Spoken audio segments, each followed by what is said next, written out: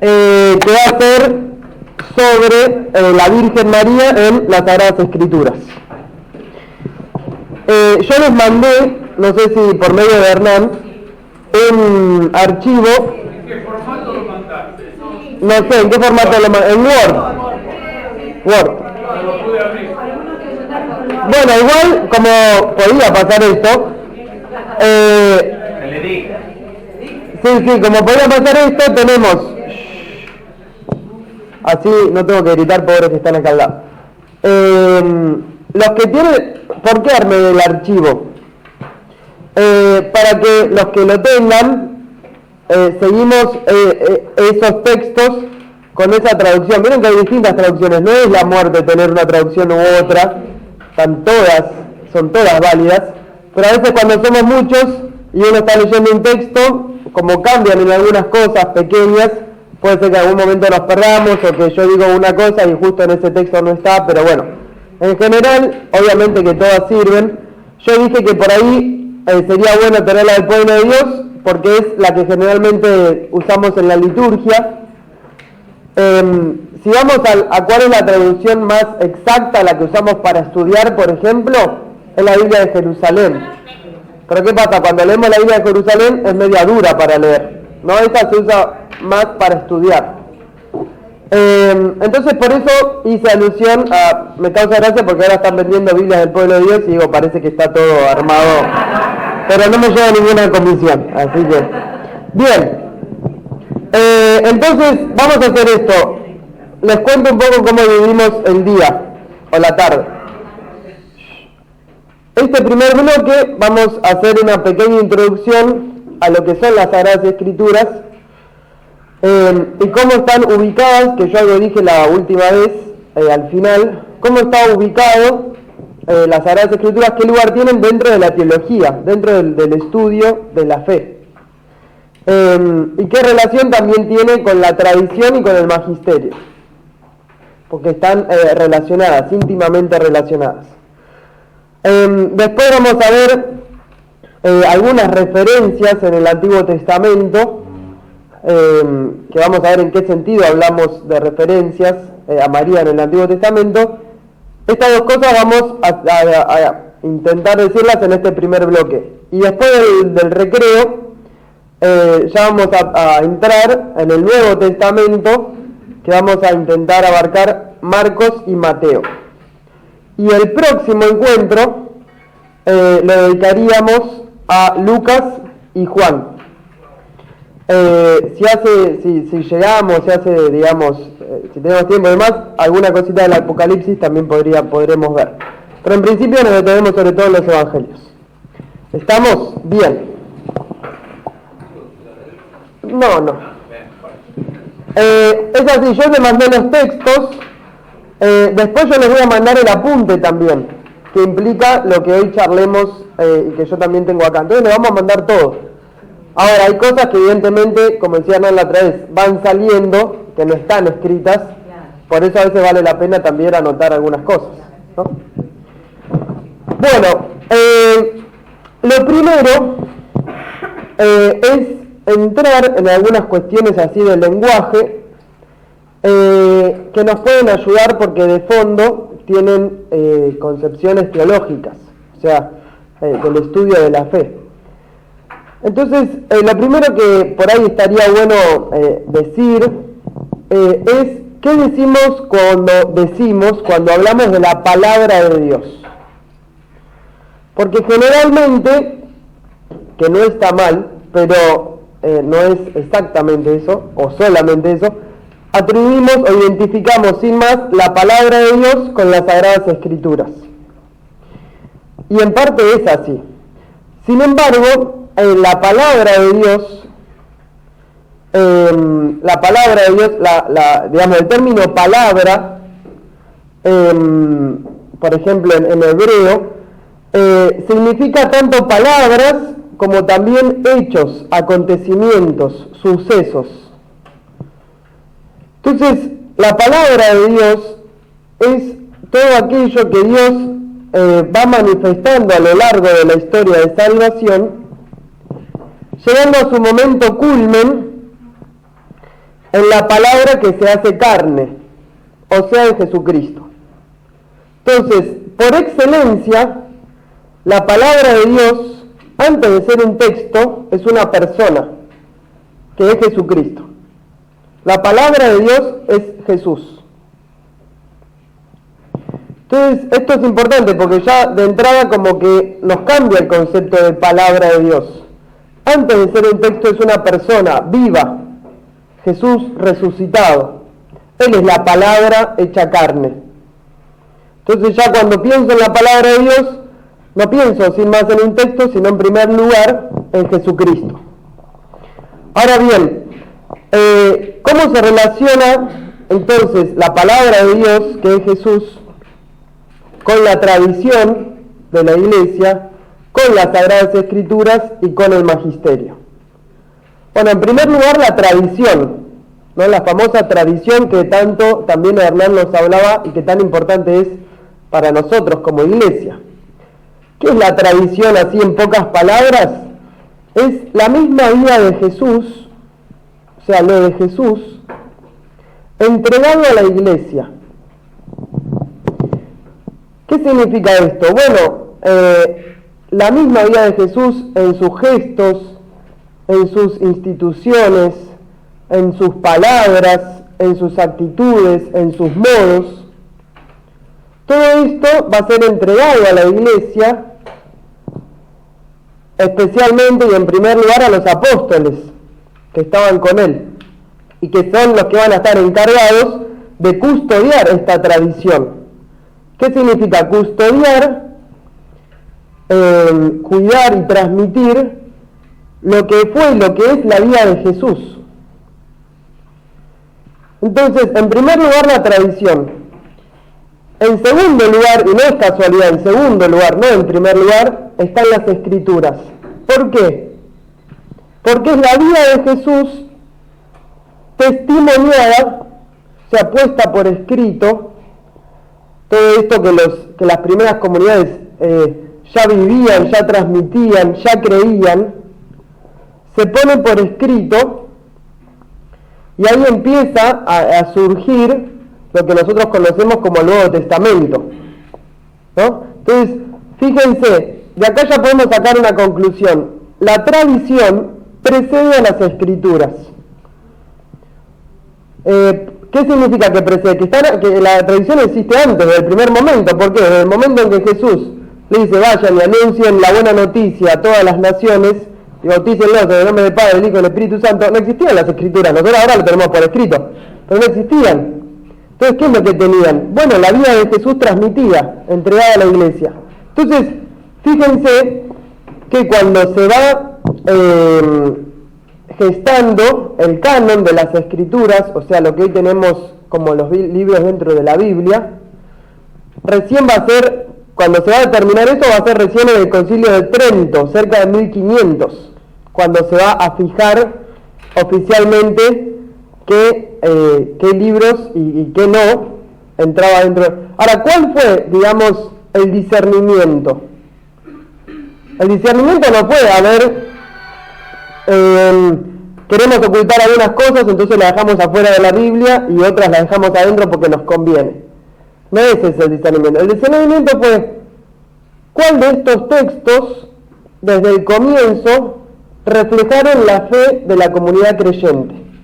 Entonces, ¿en cuál de estos textos vemos reflejada nuestra fe en Jesús? Entonces, si yo tengo un libro que me habla de un Jesús que se parece más a Superman que al Hijo de Dios, evidentemente ese texto no va a estar dentro de lo que a mí me representa en la fe. Entonces, ese fue el criterio. ¿Cuál fue o cuáles fueron los textos que en principio en las comunidades ya reflejaban la fe que el pueblo tenía? ¿Se entiende un poco el proceso? A veces pensamos que es al revés, o se dice que es al revés, que la Iglesia en un momento dijo, a partir de ahora son estos textos, y entonces la gente empezó a creer en esos textos. No. Fíjense que recién en el 1500, más o menos, se fijó el canon. ¿Por qué? Porque la regla fue la fe del pueblo de Dios, reflejado en las Escrituras. Y ahora ya cerrando esta pequeña introducción, pero entonces, como conclusión para nuestro curso, si María está en las Sagradas Escrituras, es porque entonces María ya estaba en la fe de la primera comunidad creyente. La primera comunidad creyente ya fue entendiendo que María tenía un lugar importante en la historia de salvación. Entonces, fíjense, nuestro curso es contemplar a María desde la fe del pueblo de Dios. Bueno, cuando hablamos de las Escrituras, ya estamos hablando de la fe del pueblo de Dios, reflejada en los textos. Y por inspiración del Espíritu, por supuesto. Entonces, ¿entiende este primer... si hay alguna pregunta, algún comentario o algo, levantan la mano, me preguntan y también se hace más entretenido para todos. Bien.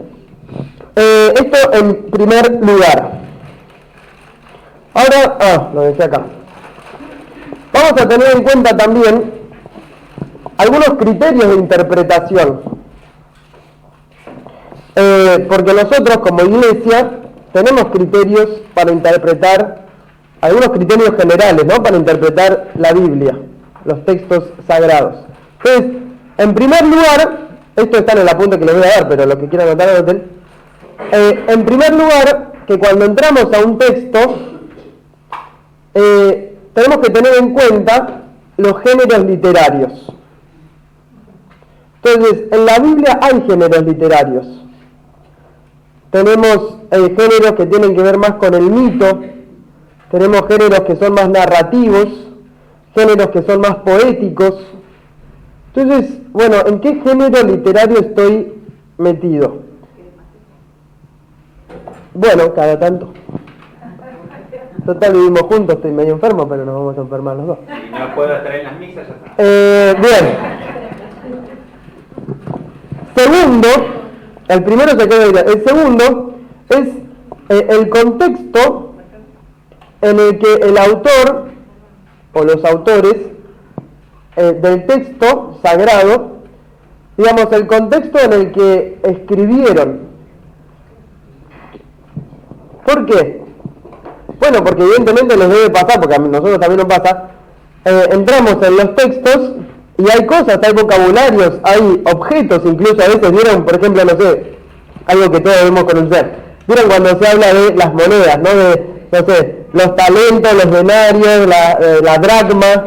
Entonces son todos vocabularios de la época que uno, hace poco leía en una misa con los chicos la parábola de los talentos.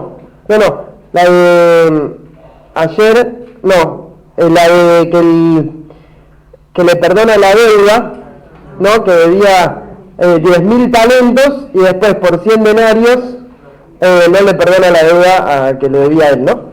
Entonces, claro, si uno entra en el contexto y puede averiguar cuántos son 10.000 talentos y cuántos son 100 denarios, es como que digamos $100.000 y 100 pesos, no sé, una cosa así. Entonces, te perdonó una deuda de no sé cuánta plata y después vos no le perdonás al otro 100 pesos.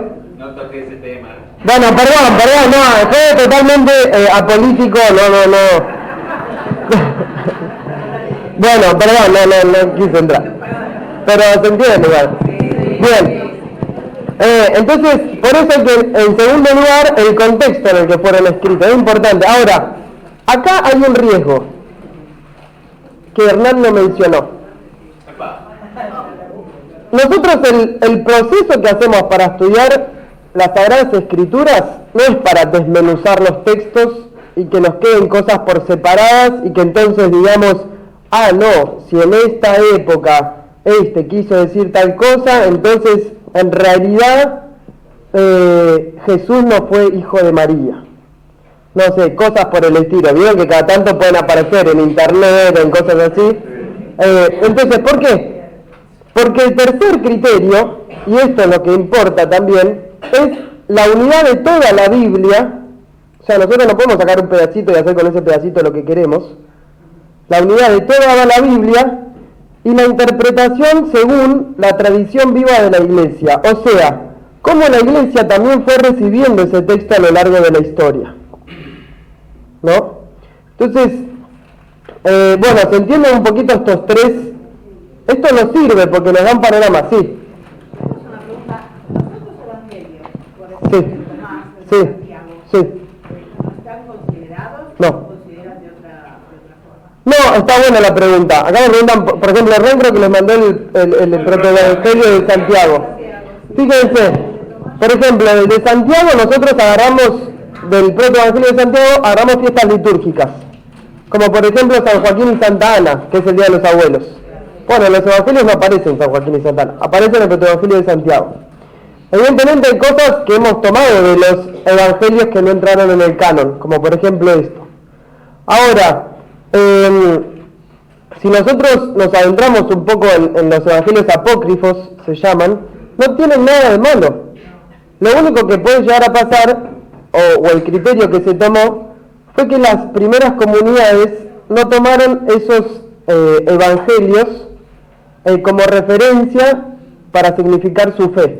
O sea, o a veces lo que pasa es que aparecieron textos muy tardíos, o sea, el más tardío de los evangelios es el Evangelio de Juan, que está cerca del año 100, pero si después aparece un evangelio escrito en el año 300, entonces probablemente no tenga la misma, el mismo valor que tuvieron los textos cercanos al acontecimiento de Jesús. Entonces no significa, de hecho a veces los estudiamos, los textos, tomamos cosas de otros evangelios que no están en el canon, o de otros textos, y se estudian. Nosotros en la facultad alguna vez estudiamos alguno un poquito, no digo que en profundidad, pero hemos visto algunos. Y de hecho se compran en las librerías, no están en el archivo secreto del Vaticano. Entonces, bien.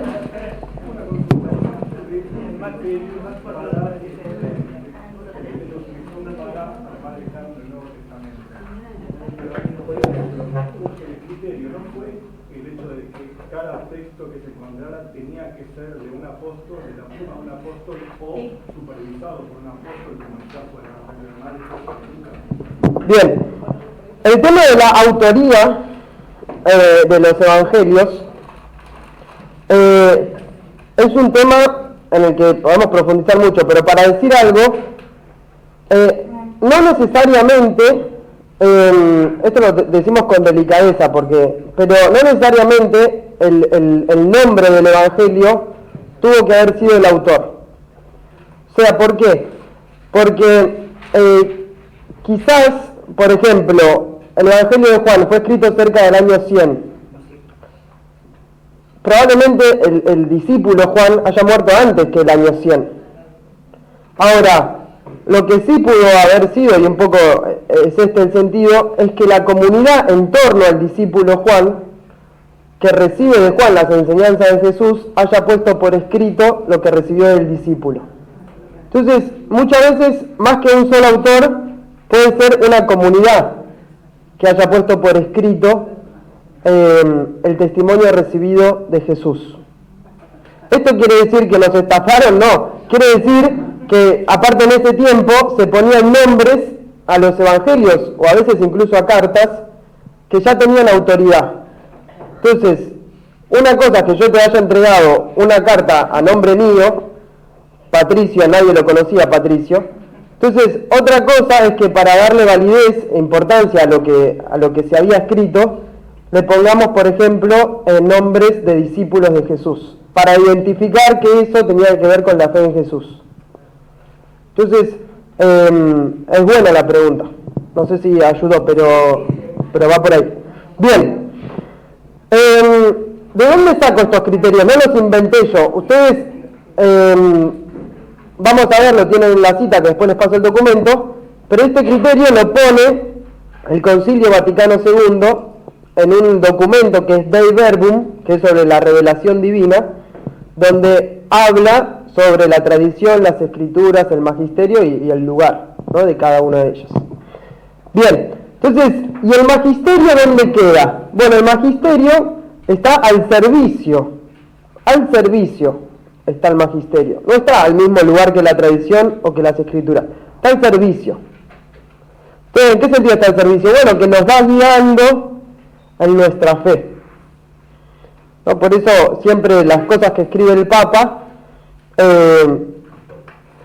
nos van guiando en nuestros valores, nuestra fe, en nuestra moral, nos van guiando, nos van acompañando. ¿Sí? Bien. Bueno, esta parte terminada, puede ser que haya quedado algo en el tintero, pero después lo van a tener en el apunte. Vamos a pasar entonces ahora al Antiguo Testamento. Antiguo Testamento, evidentemente no tenemos citas explícitas sobre María, es evidente, ¿no? Ahora, así como decíamos que la palabra de Dios es Cristo, es Jesús, nosotros como cristianos, digo como cristianos porque por ahí este criterio no lo compartimos con los judíos, evidentemente, como cristianos podemos decir que el punto fundamental de todas las escrituras es Jesús. Entonces, a la luz de Jesús, a la luz de Cristo y de todo lo que ocurre en torno a Él, podemos leer también el Antiguo Testamento. ¿Qué significa esto? Que ahora vamos a ir a algunas citas del Antiguo Testamento que nosotros podemos ver en eso referencias a lo que después vamos a reconocer en María. Entonces, cuando un profeta habla de una mujer que va a dar a luz a un niño que se llamará Emanuel, entonces nosotros, y eso fue lo que hicieron las primeras comunidades cristianas, después lo vamos a ver en los evangelios hay algunos, como el de Mateo, que toman estas citas del Antiguo Testamento para decir, esta profecía se cumplió en Jesús a través de María, por ejemplo. Entonces, vamos a la cita, vamos al texto.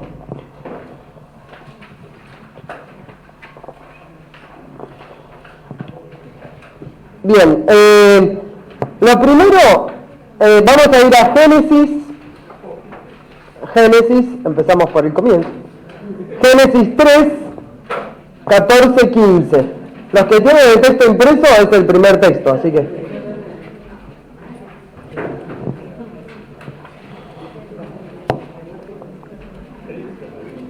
Génesis 3, 14, 15.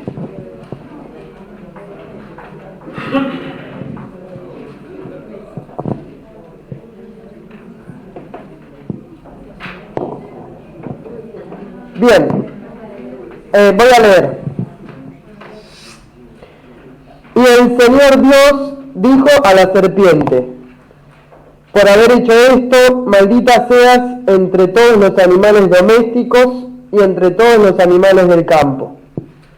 Te arrastrarás sobre tu vientre y comerás polvo todos los días de tu vida. Pondré enemistad entre ti y la mujer, entre tu linaje y el suyo. Él te aplastará la cabeza y tú le acecharás el talón. Bien, entonces, esto, ¿cómo fue comprendido a la luz de Jesús? Bueno, que estamos en el libro de Génesis, cuando tenemos el pecado de Adán y Eva, el famoso relato.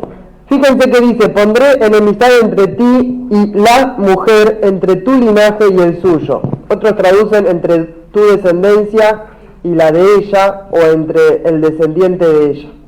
Entonces,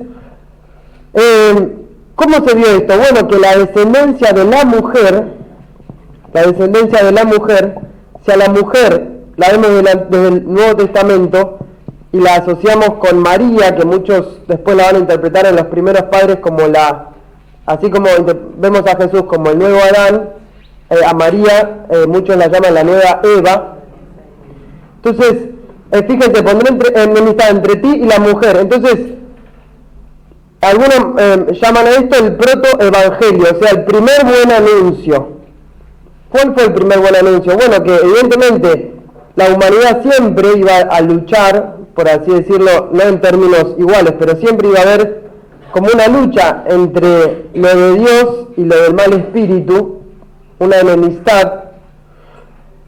Sin embargo, sabemos, y esta es la primera buena noticia que ya en el Génesis, que al final triunfará la descendencia de la mujer y que le aplastará la cabeza, dice acá. Entonces, por eso algunos probablemente la imagen, creo que es la imagen de la Inmaculada, que tiene el pie sobre la Virgen María, el pie de la Virgen sobre la serpiente. María, bueno, por eso hay imágenes de la Virgen que tienen el detalle del pie sobre la serpiente. Bueno, hacen alusión a este texto.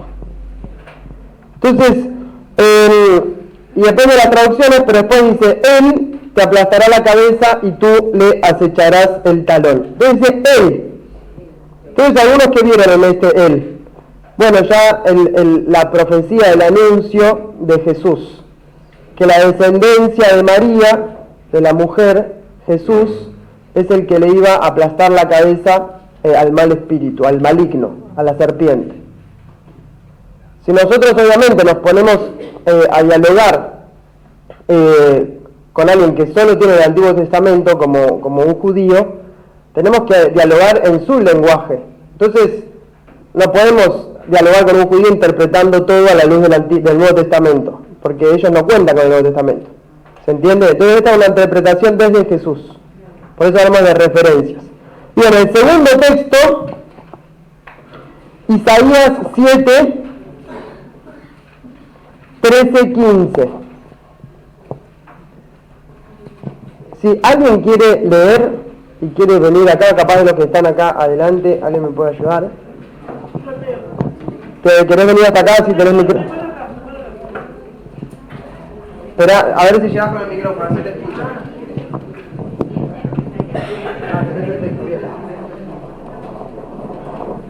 Isaías 7, 13, 15.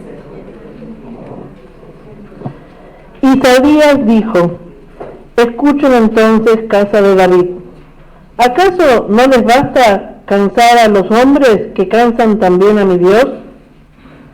Por eso, el Señor mismo les dará un signo. Miren, la joven está embarazada y dará a luz un hijo, y lo llamará con el nombre de Emmanuel. Él se alimentará de leche cuajada y miel, cuando ya sepa desechar lo malo y elegir lo bueno.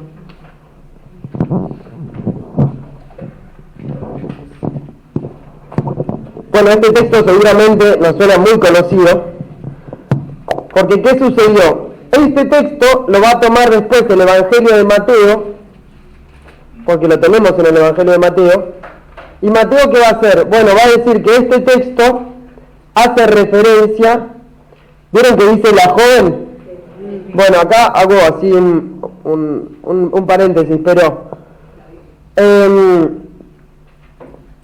el Antiguo Testamento originalmente está escrito en hebreo. Después hay una traducción al griego, la traducción de los 70 se llama. Cuando los evangelistas escriben el Nuevo Testamento, la traducción que ellos tenían del Antiguo Testamento era la traducción griega.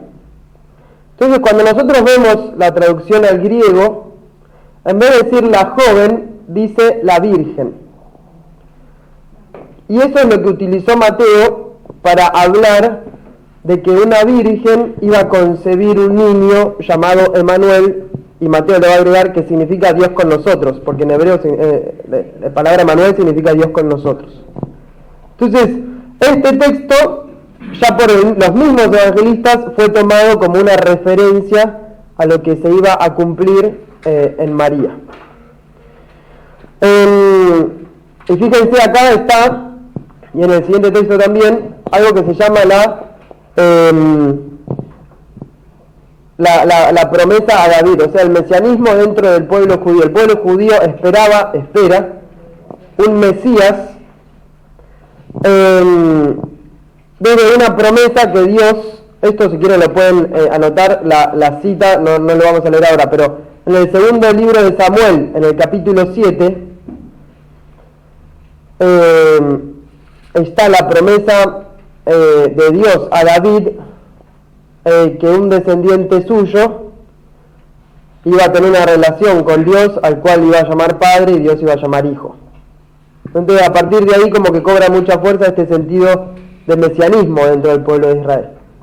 Entonces el Dios con nosotros, bueno, tiene que ver con esa promesa de que un descendiente de David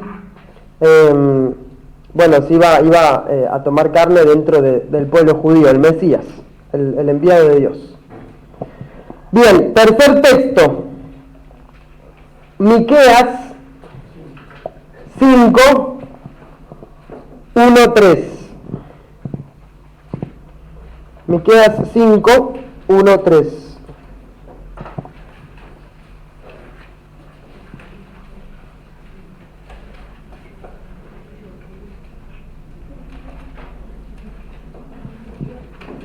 Bien, ¿te voy a tener? Espera que te busquen un poquito. Miqueas 5, 1, 3.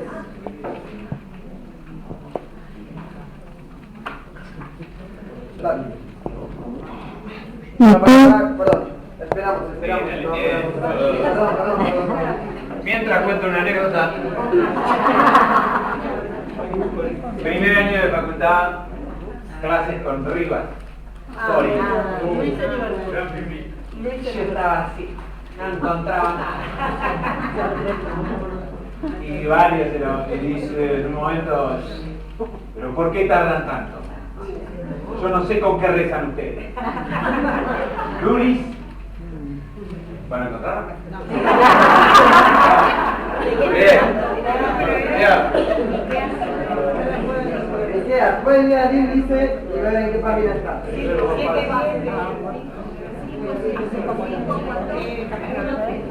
Miqueas 5, 1, 3.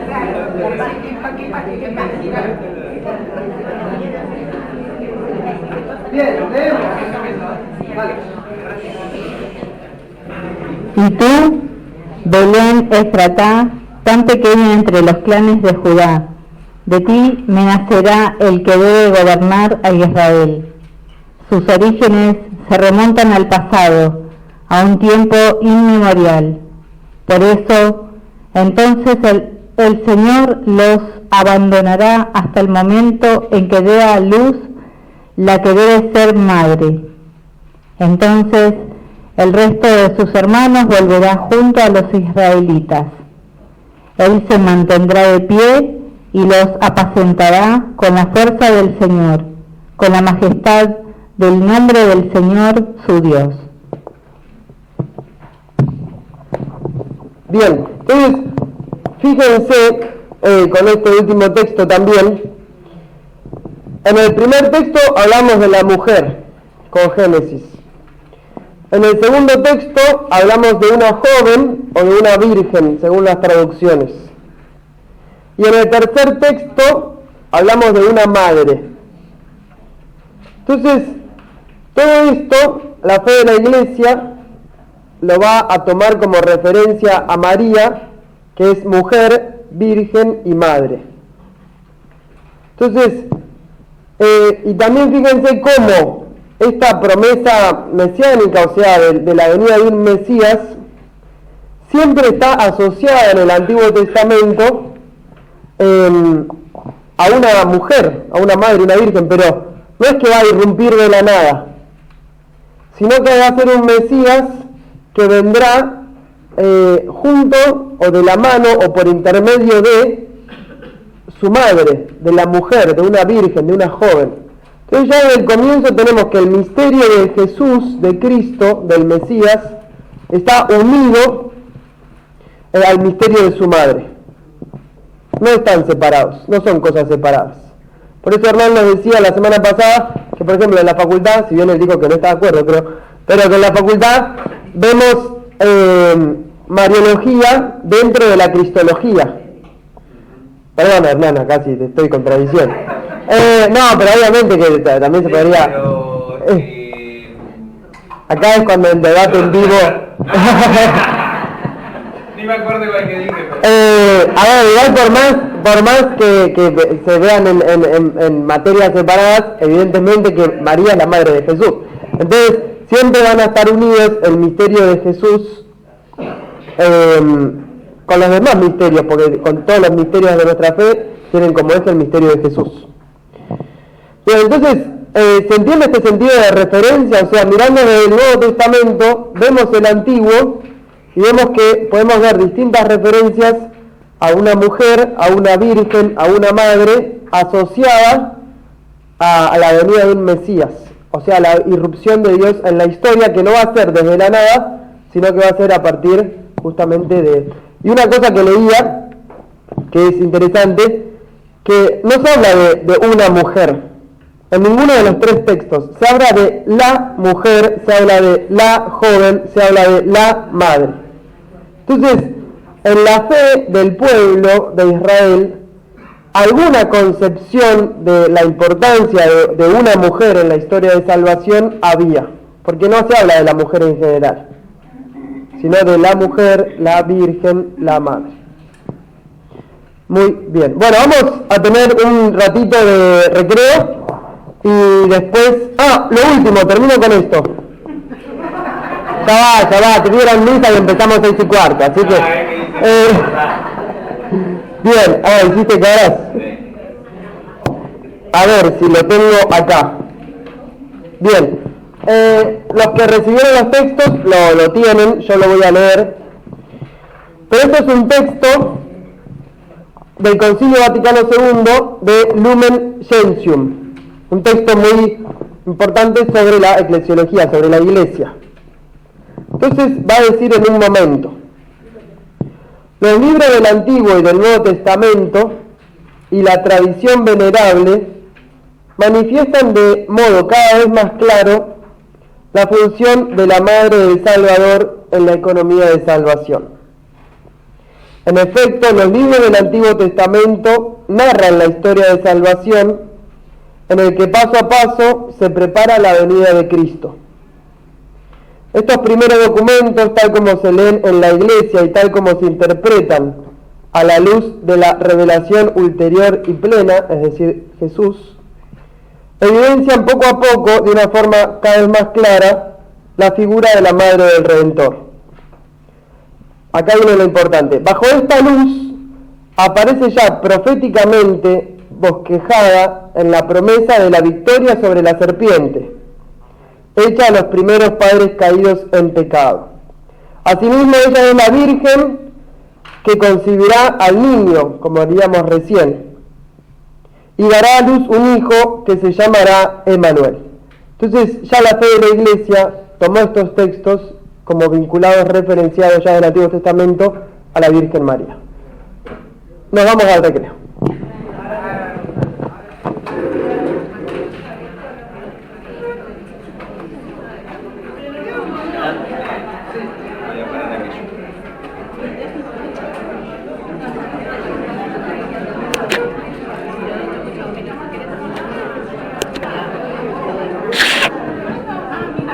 Bueno, vamos a continuar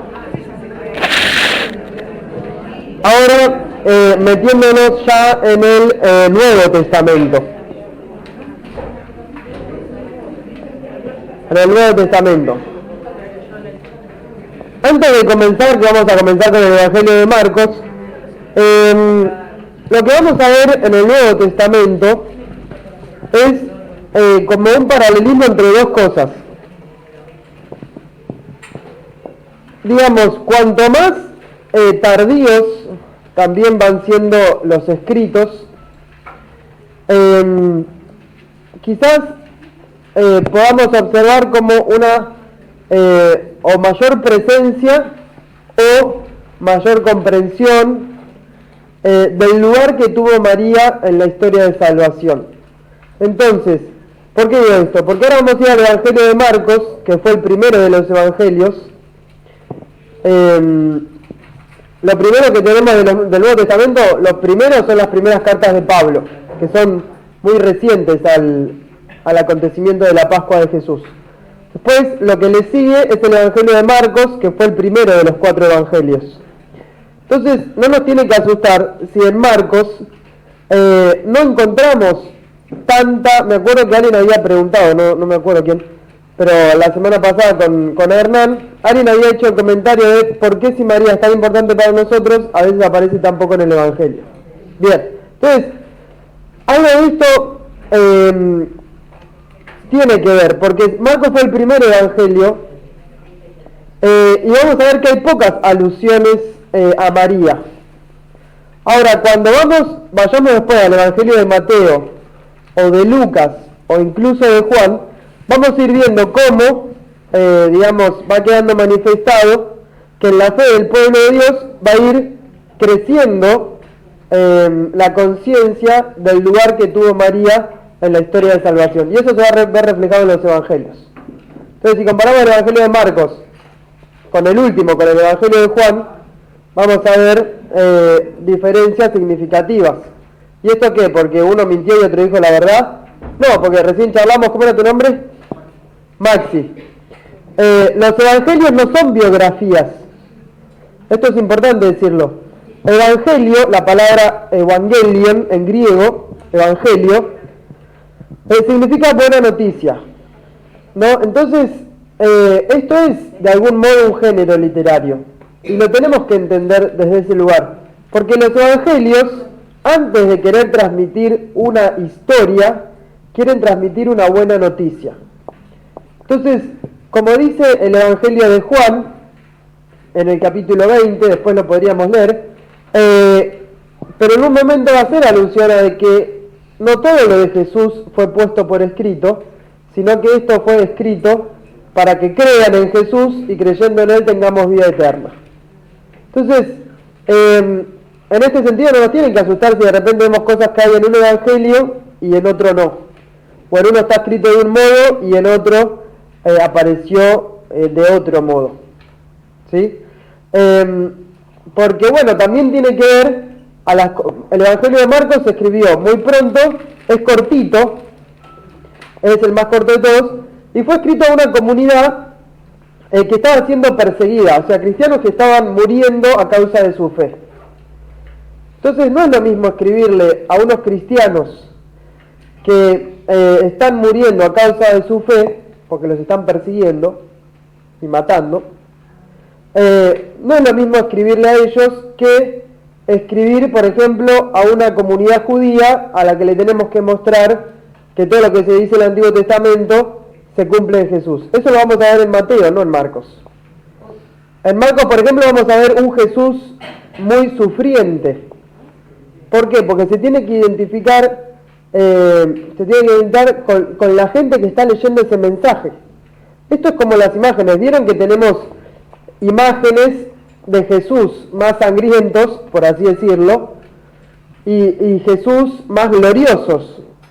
¿Cuál fue el verdadero, el sangriento o el glorioso? Y ambos. Pero evidentemente hay momentos en la vida en que nos sentimos identificados con un Jesús más sufriente y hay momentos que nos sirve rezarle a un Jesús más glorioso. Entonces los evangelios tienen algo de esto. Depende a quienes fueron escritos, van a tener algunos matices que tienen que ver con las personas que lo están oyendo o leyendo. Ibas a hacer una pregunta. Sí, o sea que los evangelios no están escritos de acuerdo a las creencias de cada apóstol, sino a quién se las escriba. Ambas cosas. O sea, ¿por qué tienen cosas en común, muchas cosas en común? Y porque es como que yo me ponga acá y después revise sus apuntes y probablemente muchos de ustedes coincidan en lo que escribieron. ¿Por qué? Porque todos están presenciando a una persona que habla. Ahora, si veo sus apuntes, probablemente tengan muchas diferencias. ¿Qué pasa? ¿Hay algunos que mienten y otros que no? ¿Que dicen la verdad? No. Cada uno fue tomando cosas de acuerdo por ahí a lo que le sirve o de acuerdo a lo que ya sabe. Entonces, hay matices. No quiere decir que sean verdad o mentira, sino depende de quién las escriba y hacia quién. Bien. Y Marcos quiere acentuar el camino de la cruz. Bien, claro. En Marcos vamos a ver, y esto lo vamos a ver ahora en alusión a María, así como Juan va a mostrar un Jesús glorioso, o sea, es la palabra hecha carne. En el principio existía la palabra, o sea, este Jesús es el que existía antes de todo, va a decir Juan. En Marcos vamos a ver un Jesús muy humano. Bien, entonces vamos a entrar.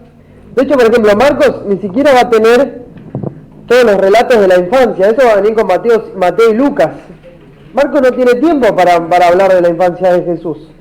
O sea, tiene que escribir para esta comunidad y mostrar lo esencial, que Jesús vino, murió por nosotros, dio su vida y está vivo. Y vale la pena jugarse la vida por él. Y que si a vos te están persiguiendo o matando, bueno, a Jesús, al que seguís, le pasó lo mismo. Entonces, por eso tiene sentido entregar la vida por Jesús.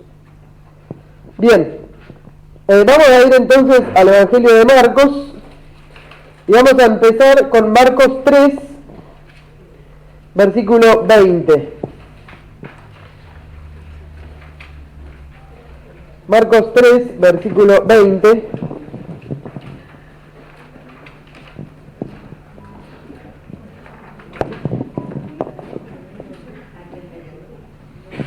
Estos son más fáciles de encontrar porque estamos más acostumbrados.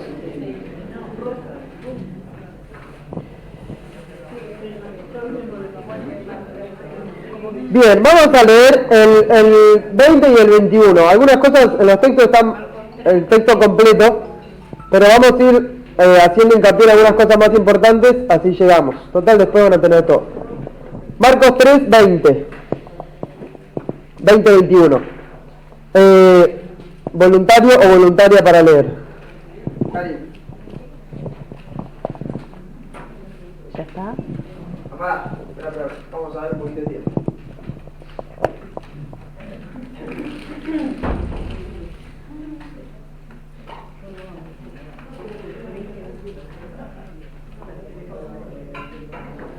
Bien, vamos. Jesús regresó a la casa y de nuevo se juntó tanta gente que ni siquiera podía comer. Cuando sus parientes se enteraron, salieron para llevárselo, porque decían, es un exaltado. Bien, vamos a ver en Marcos que quiere mostrar que Jesús es un incomprendido por los suyos, ¿no? Incluso por su familia y sus parientes. Entonces quiere mostrar a un Jesús incomprendido. Bueno, en esa necesidad de mostrar a un Jesús incomprendido, puede que no haya, digamos, dejado de lado a María en esto. Entonces, ¿esto quiere decir que María estuvo en contra de Jesús? No, es que Marcos tiene que mostrar que Jesús no fue comprendido por los suyos, como a muchos les está pasando. Entonces, en línea general le va a decir, bueno, sus parientes, su familia, en lo cual podemos intuir que dentro de eso está María, porque es parte de su familia, evidentemente, lo están tratando de loco y quieren llevárselo a la fuerza. No es una familia que entiende que hay un miembro de la familia que se está apartando y lo tiene que traer de vuelta. Es un clan familiar que lo tiene que traer de vuelta. ¿Estamos? Bien. Vamos a seguir con el texto porque está dentro de la misma escena y vamos a ir a Marcos, seguimos dentro de Marcos 3 y vamos a ir a Marcos 31 al 35. Marcos 3, 31 al 35.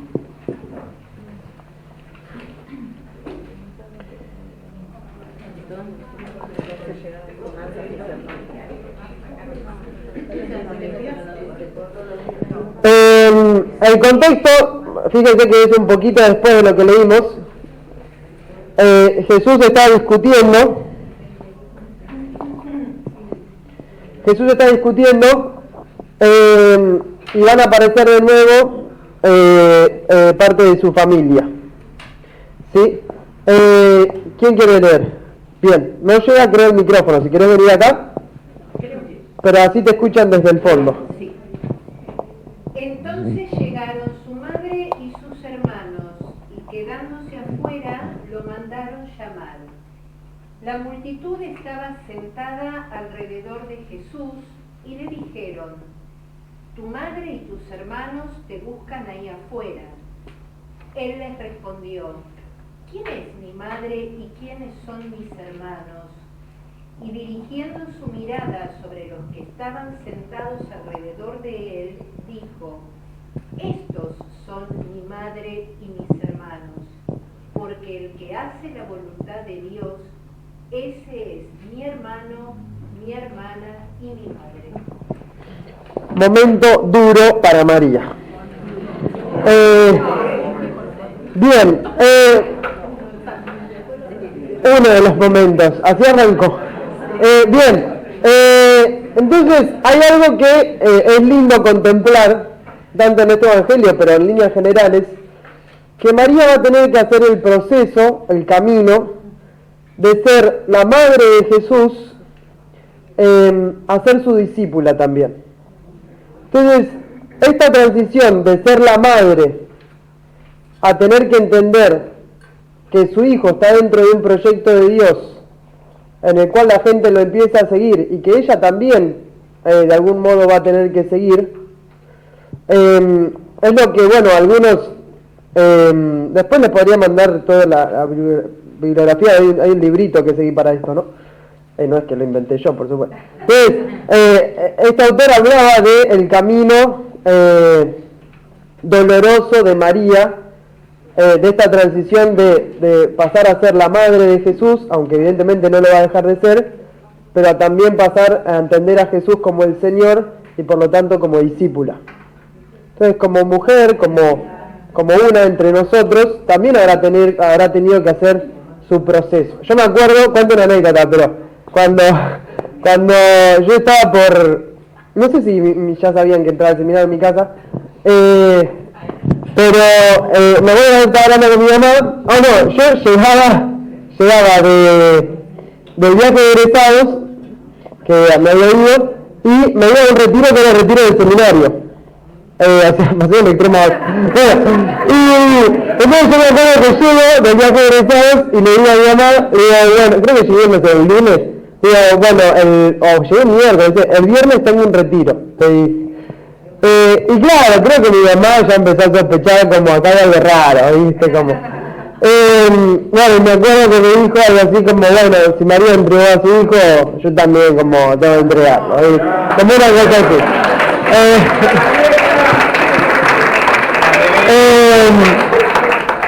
Bueno, y ciertamente había algo de dolor en eso también, ¿no? Ella está muy feliz, la verdad, pero bueno, digo, todos tenemos que hacer nuestro proceso en estas cosas, y María también. Bien, entonces un detalle, fíjense, el texto dice, y algunos señalan esto, que cuando Jesús está con los suyos sentados alrededor hablando, aparecen su madre y sus hermanos, y fíjense en el texto, ¿dónde dice que están? Afuera. Entonces, están afuera. Y esto algunos entienden que esto no es menor. O sea, adentro están los que están escuchando a Jesús y los que empiezan a comprender el mensaje de Jesús y que lo están siguiendo. O sea, la imagen es la de un maestro con sus discípulos, ¿no? Jesús parado y el resto escuchándolo. Ahora, la madre y sus hermanos todavía están afuera. Se entiende como esta imagen, ¿no? En un momento lo buscaban diciéndole, ¿qué estás haciendo? Exactamente, venimos aquí un ratito, este está loco, ¿no? Bien, muy bien. Bueno, vamos ahora a Marcos 6, capítulo 6. ¿Cómo?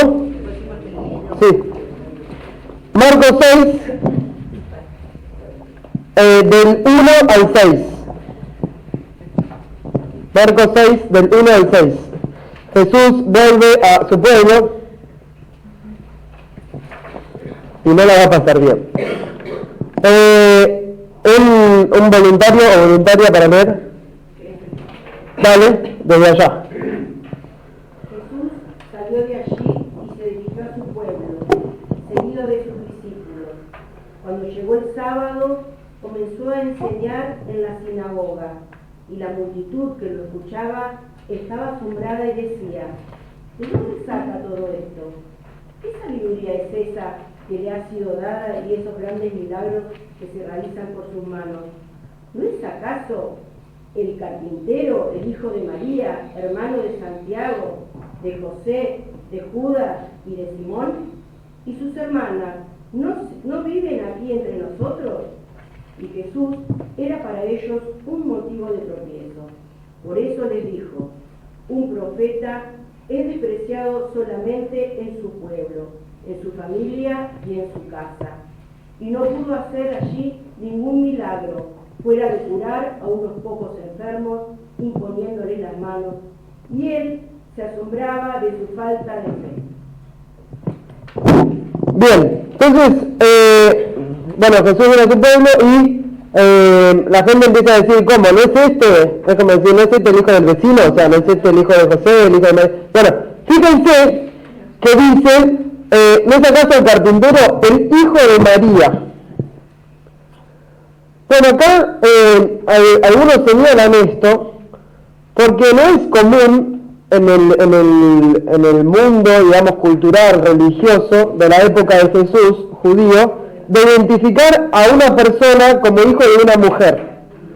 Si nosotros vemos las genealogías, después vamos a ver un poco las genealogías porque hay algunas excepciones, pero en general es, no sé, Simón, hijo de Juan, Santiago, hijo de... Entonces, siempre son hijos de hombres. Y acá están hablando de Jesús, hijo de María. Entonces, podemos entender que, aunque Marcos no le da un lugar todavía eminente a María, podemos entender que algo de María se intuía en relación a Jesús. O sea, evidentemente era una mujer importante, porque si no, no hubiese figurado como la madre de Jesús. Algunos dicen, esto ya es especulación y no hay que hacerlo, pero algunos dicen, bueno, que José quizás ya hubiese estado muerto, entonces dicen hijo de María.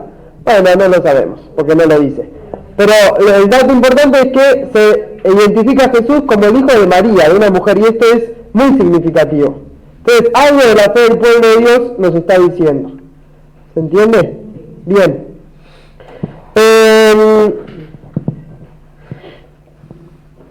Bueno, con Marcos vamos a dejar acá. Vamos a pasar a Mateo.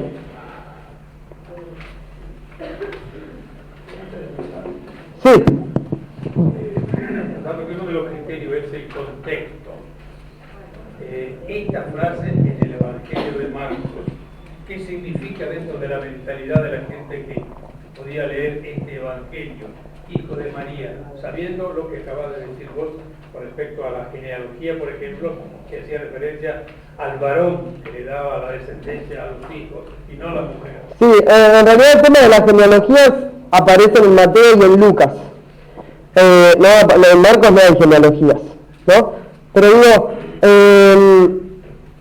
lo que sí nos tiene que llamar la atención es esto que decía recién, como que el contexto es una cultura. Jesús era judío, o sea, nació y se desarrolló en el pueblo judío. Era judío. Entonces, que en la cultura de Jesús se le identifique a Jesús como hijo de una mujer, es porque no sabemos bien qué, porque no lo dice explícitamente, pero alguna relevancia María ya tenía, porque si no, no se le hubiese identificado así.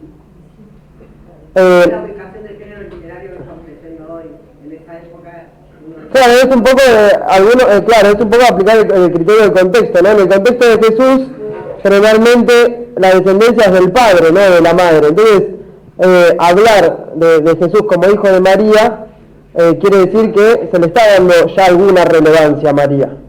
Todavía es tenue en Marcos. Pero primero nos nombra al carpintero. Primero da lugar, no le dice el nombre, pero dice... Pero, no, porque acá dice el carpintero, no dice hijo de carpintero. Bueno, no sabes que me dice eso. Parece la sinagoga que lo está... Claro, en Marcos no menciona a José en este sentido. Claro. Porque como esto estaría en los quehaceres de Jesús antes de su ministerio. Porque sí, lo que se habla siempre de la vida oculta de Jesús, que hizo antes de comenzar su ministerio, estaría esta parte. Él aprendió a trabajar la carpintería y por qué no haberla trabajado con su padre, y por eso lo relacionan siendo carpintero. Exacto, sí, acá de hecho ya dice explícitamente el carpintero, no dice el carpintero, o sea, Jesús, si en su pueblo lo identifica como carpintero, algo de carpintero tenía. Entonces, de ahí viene la relación con Jesús siendo carpintero. Bien, vamos a Mateo. Mateo, ya posterior a Marcos, sí, Mateo es posterior a Marcos. Después en los apuntes yo voy a intentar, por ahí me lleva un poco más de tiempo, así que sí, pero no importa, creo que por ahí vale la pena ponerles en qué fecha fueron escritos los evangelios. ¿sí? Así tienen bien, son referencias, no es que tenemos una fecha exacta, pero referencias. No es que la Biblia tenga un orden, no.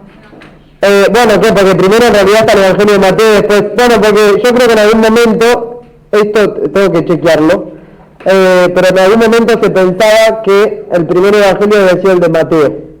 Después con los estudios bíblicos se llega a la conclusión, y ahí es la hipótesis más fuerte, de que el primer Evangelio fue Marcos, y que tanto Mateo como Lucas van a tomar a Marcos como una fuente para redactar su Evangelio, sumando cosas propias de cada uno y teniendo otra fuente más. Esto es medio el día y no vale la pena ahora, pero en sencillas palabras, Marcos es el primer Evangelio. Mateo y Lucas tienen dos fuentes en común. Una va a ser Marcos y otra va a ser una fuente que no conocemos. ¿Pero por qué sabemos que tienen otra fuente en común? Porque hay momentos en que siguen la misma narración y eso se identifica también en Marcos. Entonces ahí están siguiendo a Marcos. Hay momentos en que siguen la misma narración, pero que eso no está en Marcos. Entonces tienen otra fuente en común que no conocemos y que no vamos a conocer. Y que la tienen. Y después tienen cosas propias de cada uno. Entonces, un poco así están compuestos los evangelios de Mateo y de Lucas. Vamos al evangelio de Mateo. Sí. Todo bien que vos vayas a hacer esto, pero en la introducción de cada evangelio, de cada libro, hay una parte de esa introducción, ahí nos habla del año, de la geografía, del año en que se escribió este evangelio, y nos da muchas pistas para poder comprender el evangelio completo. O sea, si vamos, antes de empezar con una lectura, cualquier versículo sea, cualquier capítulo, vamos a la introducción, vamos a poder comprender mejor hacia dónde está. Bien, es cierto, eso así en general, pero bueno, puede que algunas no lo tengan.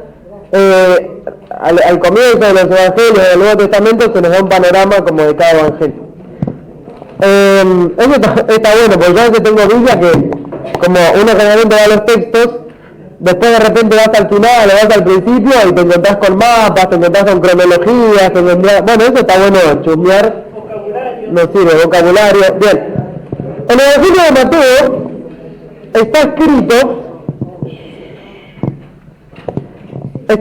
para una comunidad judeo-cristiana.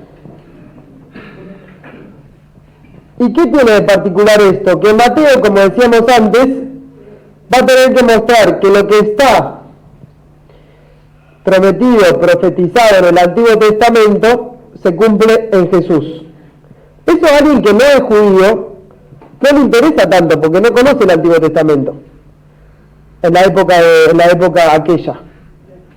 Ahora, por eso Marcos no va a tener por ahí tantas referencias al Antiguo Testamento, pero Mateo, que le escribe a una comunidad judeo-cristiana, va a tener que dar cuenta de que el Antiguo Testamento llega a su plenitud en Cristo. ¿Sí? Entonces, vamos a ver que Mateo es el que más citas tiene del Antiguo Testamento. De hecho, va a usar citas que nosotros hablábamos antes del Antiguo Testamento, la de Emanuel, la conocemos en general, nos suena, porque la tiene el Evangelio de Mateo, que ahora la vamos a leer.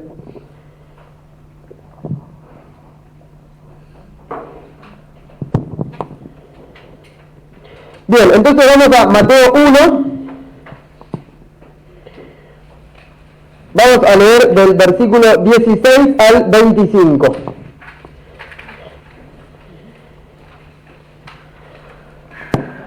¿Quién quiere leer? Por ahí alguien del medio, si se quiere parar y leer desde el medio o desde atrás, dale.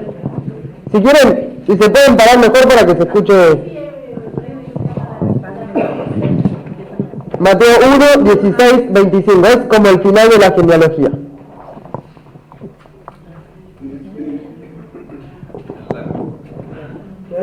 Final largo. ¿Un final? Largo, larguito. Ah, porque agarra bastante. Bien, sí. Jacob engendró a José, esposo de María, de la que nació Jesús, llamado el Mesías. De este modo, todas las generaciones de Abraham a David son 14, de David hasta el destierro a Babilonia. 14. Del destierro de Babilonia hasta el Mesías, 14. El nacimiento de Jesucristo sucedió así. Su madre, María, estaba comprometida con José y antes del matrimonio quedó embarazada por obra del Espíritu Santo. José, su esposo, que era un hombre justo y no quería denunciarla públicamente, pensó abandonarla en secreto. Ya lo tenía decidido cuando un ángel del Señor se le apareció en sus sueños y le dijo: José, hijo de David, no temas recibir a María como esposa tuya, pues la criatura que espera es obra del Espíritu Santo. Dará a luz un hijo, a quien llamará Jesús, porque él salvará a su pueblo de sus pecados. Todo esto sucedió para que se cumpliera lo que el Señor había anunciado por medio de los profetas. Mira, la Virgen está embarazada, dará a luz un hijo, que se llamará Manuel, que significa Dios con nosotros. Bien, hasta ahí. Entonces, bien, esta última parte es la cita que nosotros leímos en Isaías. Bueno, ya Mateo la toma y la introduce en su evangelio. Entonces, ¿qué les está diciendo a la comunidad? Esto que ustedes leen en el Antiguo Testamento se cumple en Jesús. Jesús es el Emmanuel, el Dios con nosotros, y María es la Virgen que le da a luz. Entonces, esto que hicimos hoy en realidad ya lo hicieron los primeros cristianos, ¿no? Ver el Antiguo Testamento a la luz de Cristo y ver cómo el Antiguo Testamento se cumple, llega a plenitud en Cristo. Y al comienzo leíamos algo importante de la genealogía. La genealogía viene en general, excepto algunas excepciones, viene diciendo de padre a hijo, hijo de, hijo de, hijo de, hijo de. Hasta que llega acá y dice: Jacob fue padre de José, el esposo de María, de la cual nació Jesús, que es llamado Cristo o Mesías. Entonces, fíjense, no dice Jacob fue padre de José, José fue padre de Jesús. Dice Jacob fue padre de José, el esposo de María, de la cual nació Jesús, que es llamado Cristo. Entonces, acá ¿qué es lo que está marcando? Que después, eso tendríamos que verlo como en otro momento si queremos profundizar en la figura de José, que va a ser el padre adoptivo y el que le va a dar como la identidad judía, davídica a Jesús. Pero no lo pone en primer lugar a José, como lo viene haciendo con otros, como padre de Jesús, sino que la va a poner a María como madre, y acá va a decir de la cual nació Jesús. Es como esto se llama así en el estudio de la Biblia, como un pasivo divino. ¿Qué significa qué? Cuando algo está en pasivo, o sea, no es que, tampoco dice que María engendró a Jesús, dice de la cual nació Jesús. Esto puede ya estar haciendo referencia a que el que engendró a Jesús, o sea, de donde viene Jesús, es del mismo Dios. Y después esto lo va a explicitar con la cuestión, digamos, del Espíritu Santo. Será concebido por obra del Espíritu Santo. Entonces María está encinta, está embarazada por obra del Espíritu Santo. Ven que José no es el que engendra a Jesús, ciertamente va a ser el padre adoptivo, el que lo va a hacer suyo, pero la madre es María, y Jesús es, por así decirlo, engendrado, concebido por el Espíritu Santo. Entonces ven que en pocas palabras Mateo nos muestra esta relación entre el Señor, María, el Espíritu, José y Jesús. O sea, en pocas palabras nos acomoda un poco qué lugar tiene cada uno. Lo importante es que Mateo ya incorpora a María en la historia de salvación, cosa que todavía no había hecho Marcos. O sea, antes de la venida de Cristo está este relato sobre María, sobre José, sobre el Espíritu, que no estaba en Marcos todavía. Entonces María ya entra en juego en la historia de salvación. Bien,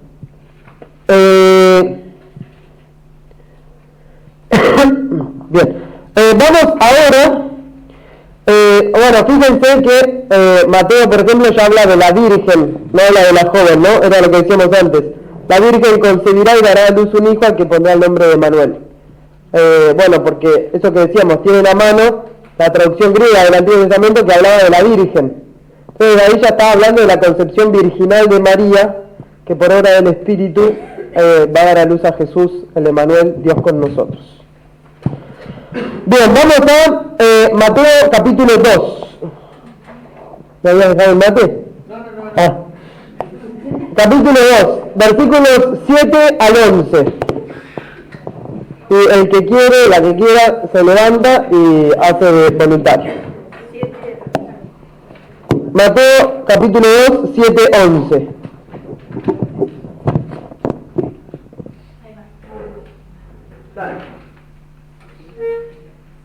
¿Voy? Sí. Herodes mandó llamar secretamente a los magos y después de averiguar con precisión la fecha en que había aparecido la estrella, los envió a Belén diciéndoles: vayan e infórmense cuidadosamente acerca del niño, y cuando lo hayan encontrado, avísenme para que yo también vaya a rendirle homenaje. Después de oír al rey, ellos partieron. La estrella que habían visto en Oriente los precedía hasta que se detuvo en el lugar donde estaba el niño. Cuando vieron la estrella, se llenaron de alegría, y al entrar en la casa encontraron al niño con María, su madre, y postrándose le rindieron homenaje. Luego, abriendo sus cofres, le ofrecieron dones, oro, incienso y mirra. Bien, voy a citar o parafrasear un profesor que tuvimos con Hernán, te vas a dar cuenta quién es. Pero fíjense cómo tratan los magos a Jesús, digamos, cómo lo tratan, como si fuesen ¿qué? Un rey. ¿Quién suele estar al lado del rey o a la derecha del rey? La reina. ¿Quién está al lado de Jesús? María Reina. Entonces, eso es todo por hoy, gracias. Gracias. Entonces, se dan cuenta cómo la tradición, que después la fe del pueblo nos va a llevar a decir o a tratar a María como María Reina, no sale de la nada. Desde el principio María ya tiene un lugar privilegiado en la historia de salvación. Y por más que acá no diga María Reina, lo ponen junto, o sea que no hacía falta mencionar a María, porque los magos buscaban al niño, buscaban a Jesús. Y sin embargo, Mateo tiene el detalle de poner que junto al niño estaba su madre, sin necesidad, pero lo pone. Entonces, esto, fíjense cómo ya refleja el lugar, al lado del niño, del rey, estaba María, su madre. Y, ¿alguien dijo, pregunta algo? No, te dije una pagadita, perdón. Bien. Me están citando al padre Silvio. En este contexto dijo que nadie pasa al niño sin pasar por la madre. Sin pasar por la madre. Y bueno, es así. Las que son madres o madres biológicas del corazón, saben que antes de meterse con mi niño, se meten conmigo. Bueno, María ahí está también. Muy bien. Vamos a ir ya al último texto de Mateo. Bueno, en realidad nos quedan dos, pero depende de cuánto tiempo tengamos. En total no 10 minutos. Estamos bien, nos alcanza y nos sobra. Bueno, vamos a ir a Mateo 12.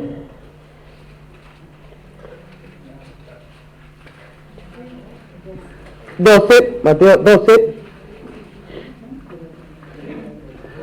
La Biblia dice, ¿qué está pasando? No me agarró nunca, hay un día que me agarró. ¿Qué está pasando? Me está mareando. Era hora. Bien, esperen que quiero acortar el texto que les di. 50. Esperen un poquitito. Bien, vamos a ir a la parte final. Vamos a leer Mateo 12, 46, 50.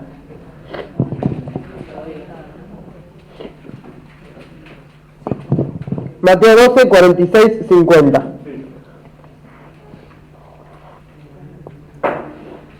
Ven que es símil Marcos.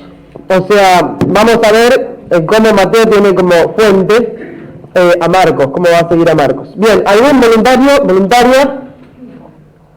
Dale. Si querés ponerte de pie, si te animás. Entonces algunos escribas y fariseos le dijeron: Maestro, queremos que nos hagas ver un signo. Él le respondió: esta generación malvada y adúltera. Espera, yo estaba pensando lo mismo. Mateo 12, 46, 50. Se está hablando Dios.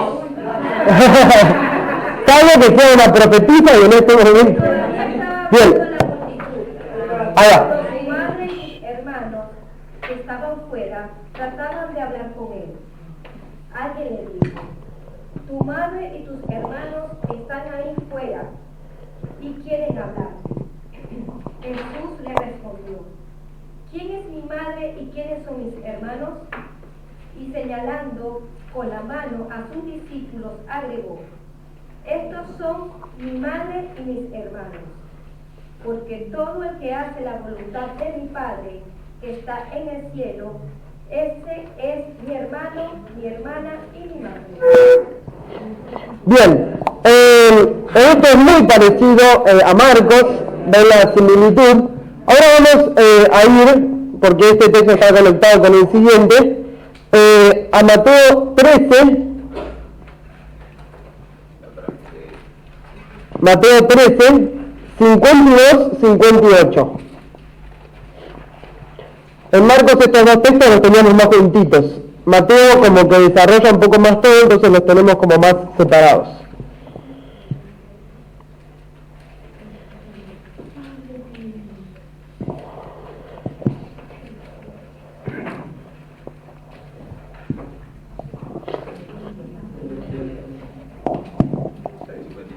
Mateo 13, 52, 58.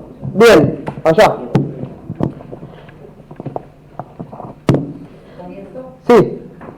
Entonces agregó: todo escriba convertido en discípulo del reino de los cielos se parece a un dueño de casa que saca de su reserva lo nuevo y lo viejo.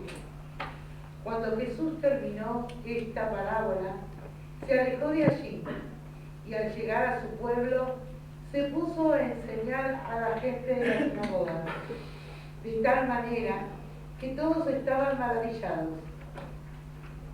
¿De dónde le viene, decían, esa sabiduría y ese poder de hacer milagros? ¿No es este el hijo del carpintero? ¿Su madre no es la que llaman María? ¿Y no son hermanos suyos Santiago, José, Simón y Judas?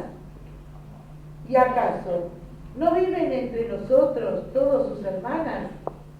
¿De dónde le vendrá todo esto? Y Jesús era para ellos un motivo de escándalo. Entonces les dijo: un profeta es despreciado solamente en su pueblo y en su familia, y no hizo allí muchos milagros a causa de la falta de fe de esa gente. Bien, algunos detalles. Acá, por ejemplo, como Mateo ya involucra la figura de José, acá aparece Jesús como el hijo del carpintero, no como el carpintero, porque en Mateo ya se habla de José al comienzo. En Marcos no estaba la figura de José. Entonces Jesús era el carpintero, no el hijo del carpintero.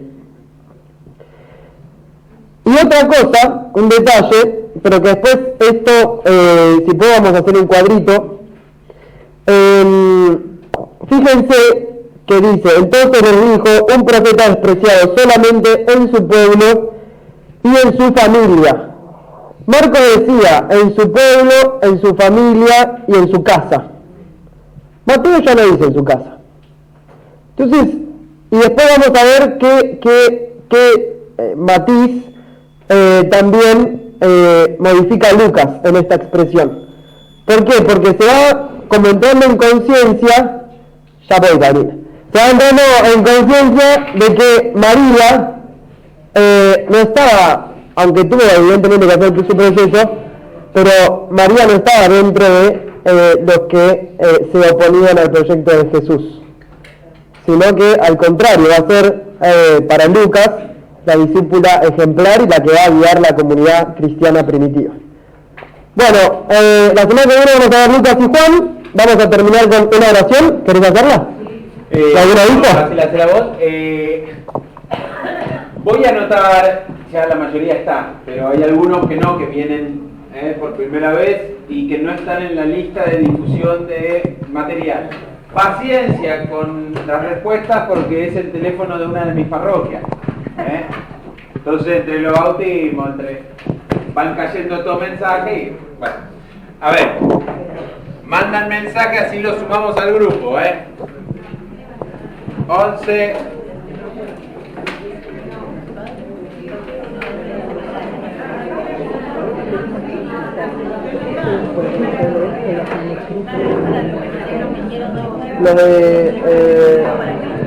Los últimos que fueron de más muertos en el Qumran.